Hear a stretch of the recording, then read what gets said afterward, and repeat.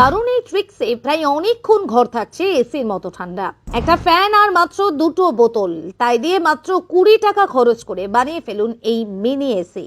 কিন্তু ফ্যানের পেছনে বোতলে শুধু বরফ রেখে দিলেই হবে না, মেনে চলতে হবে এই 3টে ট্রিক্স, তাহলে ঘর হবে একদম এসির মতো ঠান্ডা। প্রচুর মানুষ এই পদ্ধতি অবলম্বন করে প্রায় 2 ঘন্টার বেশি সময় ঘর ঠান্ডা করছেন, ঘুমোচ্ছেন আরামে।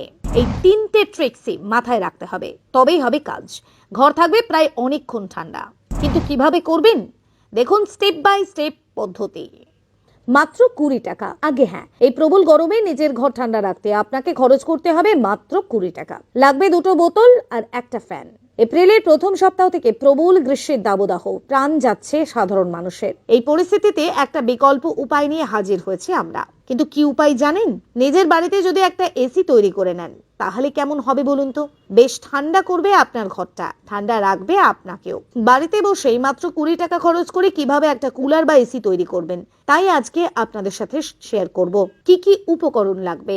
বাড়িতে একটা এসি বা এয়ার কুলার তৈরি করতে খুব সামান্য কিছু উপকরণ প্রয়োজন। একটা ফ্যান, কিছুটা বরফ, কিছুটা তামার তার আর 1 লিটার পরিমাপের 2টি জলের বোতল এবং একটা সরু লোহার রড। কিন্তু এই অতি সাধারণ উপকরণগুলোকে কাজে লাগিয়ে বাড়িতে মিনি এসি আপনি বানাবেন কিভাবে, চলুন সেই প্রক্রিয়াটা জেনে নেওয়া যাক।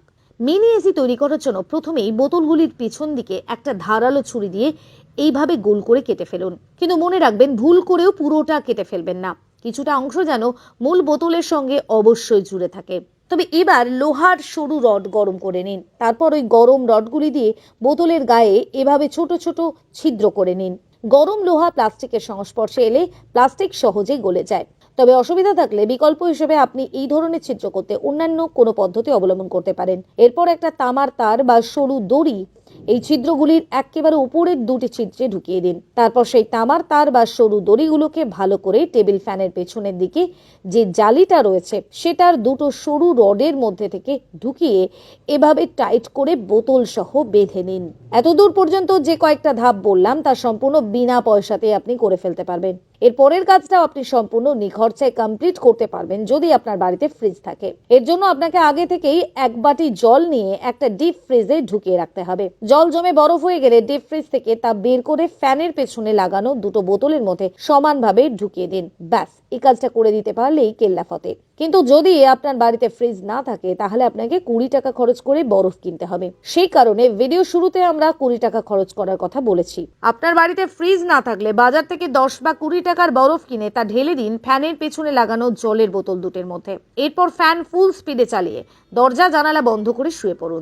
দেখবেন কিছুক্ষণের মধ্যে একেবারে হুবহু কুলারের কায়দায় ঘর ঠান্ডা হতে শুরু করেছে। এভাবে মাত্র 10 মিনিট পরিশ্রম করলেই সাংঘাতিক গরমে কিছুক্ষণ হলেও স্বস্তির ঘুম ঘুমোতে পারবেন আপনি। কিন্তু এবার হয়তো আপনার মাথায় প্রশ্ন আসছে যে এই বোতলে থাকা বরফ গলে গেলে সেই জল কোথায় পড়বে? চিন্তা নেই, বরফ গলে বোতলের মধ্যেই থেকে যাবে জলটা, আর কোনো রকমের শর্ট সার্কিটের কোনো ভয়ও থাকবে না সেই সঙ্গে।